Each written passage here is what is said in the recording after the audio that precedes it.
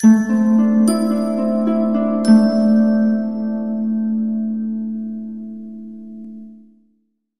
अग्रवाल जी का उपन्यास नया रास्ता, एपिसोड 22। मेरठ की एक साफ सुथरी बस्ती में मीनू का एक छोटा सा कमरा था जो कि पूर्ण रूप से व्यवस्थित था। नीलिमा ने उस कमरे को व्यवस्थित करने में मीनू और राजू को पूर्ण सहयोग दिया था। उस छोटे कमरे में राजू और मीनू ही रहती थी।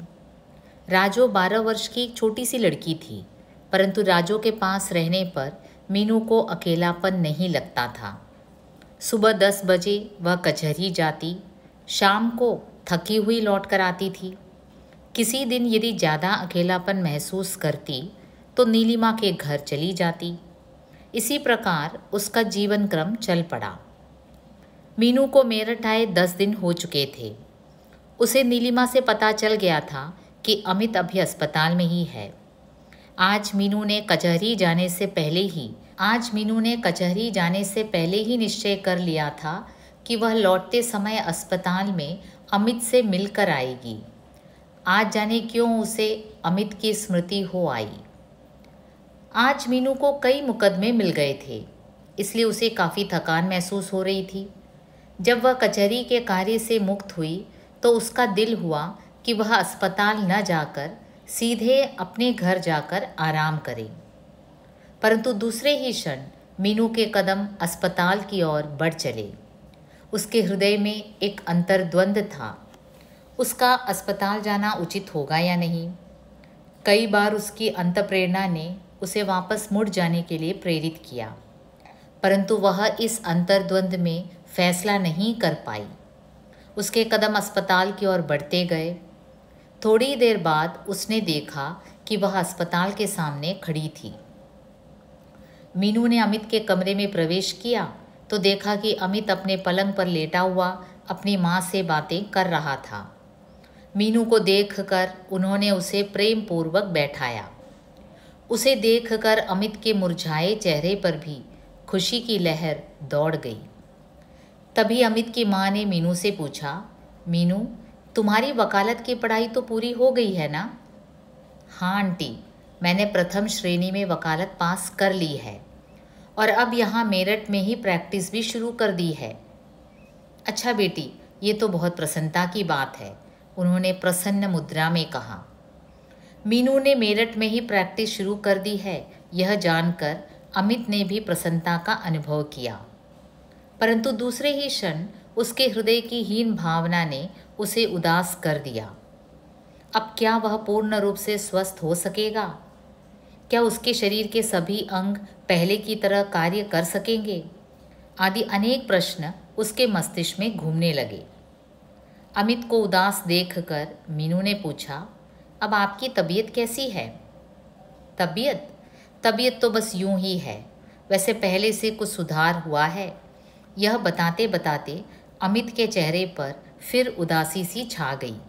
मीनू बेटी, डॉक्टर तो अपनी ओर से भरसक प्रयत्न कर रहे हैं कि अमित की सभी हड्डियां ठीक तरह से जुड़ जाएं और वह पूर्ण रूप से स्वस्थ हो जाएं। फिर भी सब कुछ ईश्वर के हाथ में ही है। इस समय तो इसे दवा और दुआ दोनों की आवश्यकता है। यह कहकर वह उदास हो गई। आंटी को उदास देखकर मीनू भी उदास हो गई थी। उसने पूछा, यहाँ अस्पताल में कितने समय और रहना पड़ेगा? 4 महीने तो अभी रहना ही पड़ेगा, बाद की ईश्वर जाने क्या होता है। तभी मीनू के मुंह से निकल पड़ा, 4 महीने और? हाँ मीनू, समय का चक्र किसी की समझ में नहीं आता है। हमारे भाग्य में शायद यही लिखा था। तभी मीनू ने घड़ी की ओर दृष्टि डाली। शाम के 6 बज चुके थे। उसने खिड़की से बाहर झांका तो बाहर सड़क पर बिजली का प्रकाश नजर आ रहा था। उसने आंटी से चलने की आज्ञा ली और बाहर निकल आई। अब वह शीघ्र ही घर पहुंचने के लिए व्याकुल थी, क्योंकि नन्ही राजू उसकी प्रतीक्षा कर रही होगी। जैसे ही मीनू कमरे पर पहुंची तो राजू ने उससे पूछा, दीदी, आज आपको बहुत देर हो गई है, क्या आज कचहरी में बहुत काम था आपको? राजू की यह बात सुनकर मीनू को क्रोध भी आया कि यह बच्ची कौन होती है उससे यह बात पूछने वाली।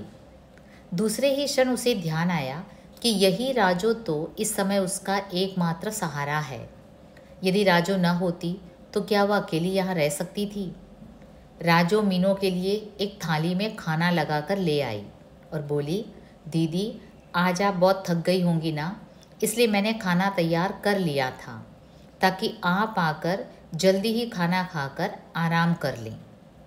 राजू की इस बात में अपनेपन का कितना एहसास था। तभी मीनू बोल पड़ी, राजू तुम मेरा बहुत ध्यान रखती हो। दीदी यदि मैं आपका ध्यान नहीं रखूँगी तो इस परदेश में आपका कौन ध्यान रखेगा? अच्छा राजू तुम भी अपना खाना ले आओ, आज हम दोनों साथ साथ बैठकर खाना खाएंगे, मीनू ने राजू से कहा।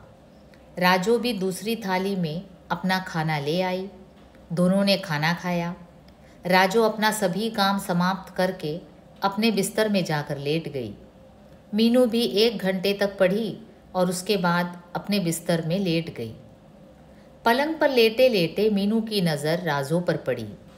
सारे दिन की थकी हुई राजू गहरी नींद में सो चुकी थी, परंतु मीनू की आंखों में नींद कहाँ। उस समय उसके मस्तिष्क में अमित का उदास चेहरा घूम रहा था। अमित अपनी इस दशा से कितना निराश हो चुका था। तभी मीनू को ध्यान आया कि अमित ने केवल उसी के कारण इतने वर्षों तक विवाह नहीं किया, जबकि उसे अच्छी से अच्छी लड़की मिल सकती थी। तभी दूसरा विचार मीनू को बेचैन कर गया कि यदि अमित अपाहिज हो गया तो क्या उसे उसके साथ विवाह करना चाहिए। परंतु यह एक्सीडेंट विवाह के बाद भी तो हो सकता था। जब अमित ने उसकी इतने वर्षों तक प्रतीक्षा की तो क्या वह उसके अरमानों को ठुकरा दे? आदि अनेक बातों से मीनू का मन बेचैन हो गया।